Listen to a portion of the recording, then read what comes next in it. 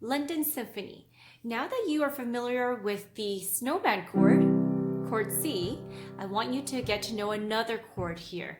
It's called the 5-7 chord.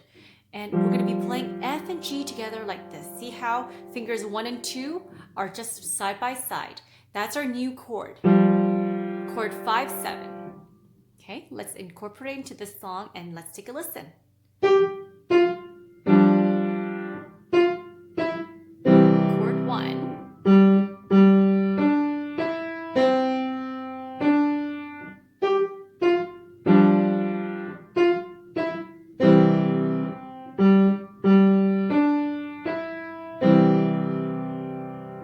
Let's only look at the right hand. I have on the top here G.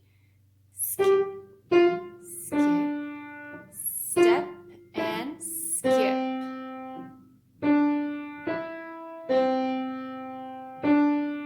Step and skip, step and skip.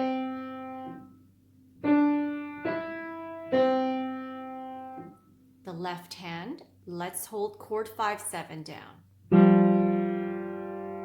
Then chord 1, chord 5-7, chord 1,